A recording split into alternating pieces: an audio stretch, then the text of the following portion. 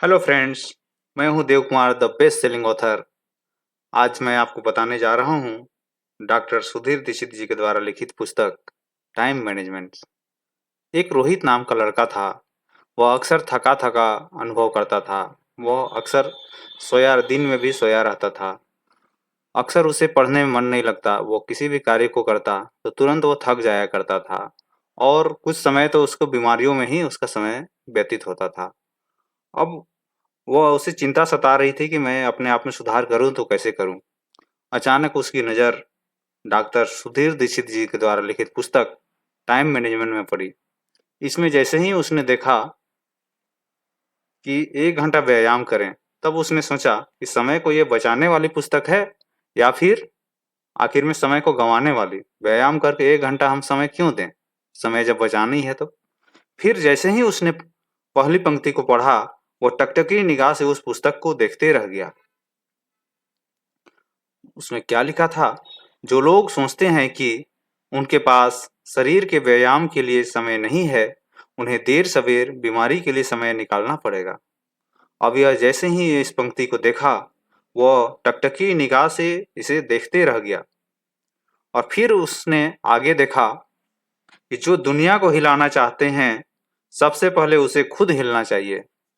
यानी 1 घंटे व्यायाम यदि हम करते हैं तो दिन भर हम चुस्ती फुर्ती में रहते हैं और आखिर में इस शरीर के बदौलत ही तो हम कुछ भी कार्य कर पाते हैं, रच पाते हैं। तो हमें व्यायाम करनी चाहिए। व्यायाम करने का मतलब यह नहीं है कि बहुत ही एकदम डोले-सोले जो कि फाइटर की तरह हम बन जाएँ। हमारा तात्पर्य है हमारा शरीर चुस्त फुर्ती रहे, दिन भर हम 24 घंटे काम कर पाएँ। अब देखिए, व्यायाम करने का उचित समय कब होता है? व्यायाम करने का उचित समय होता है सूर्य उदय होने के कुछ घंटे पहले। सूर्य उदय होने के पहले करते हैं, उससे क्या फ़ायदा होता है? ऑक्सीजन लेवल हमारा बाहर में जब देखते हैं, ऑक्सीजन लेवल काफ़ी अच्छा रहता है, एकदम शांति का वातावरण रहता है। अब व्यायाम करने में बातें आती हैं कि हमें कैसा व्यायाम करना है। तो व्यायाम करने में कोई अगर कहता है कि मैं आधे घंटा पैदल चलता हूँ, तो इतना ही काफ़ी नहीं है। आधे घंटा पैदल चलता हूँ वहाँ तक ठीक है, लेकिन आप आधे घंटे पैदल चल रहे हैं तो कितनी तेज़ी से चल रहे हैं, यह यहाँ महत्वपूर्ण रखता है।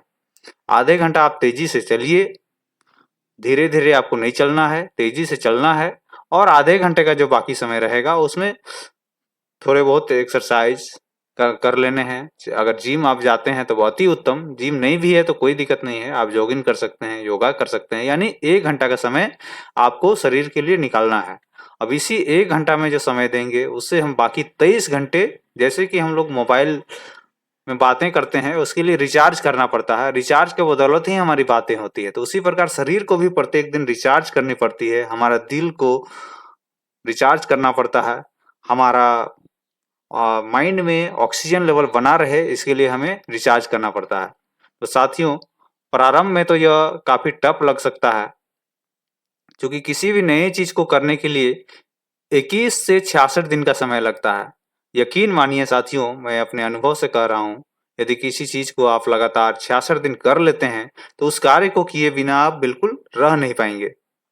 इसलिए आज से ही अपने आप में सुधार लाना प्रारंभ कर दीजिए और ऐसे ही नए-नए सीरीज़ आप देखने के लिए आप हमसे जुड़े रहें। बहुत-बहुत धन्यवाद साथियों।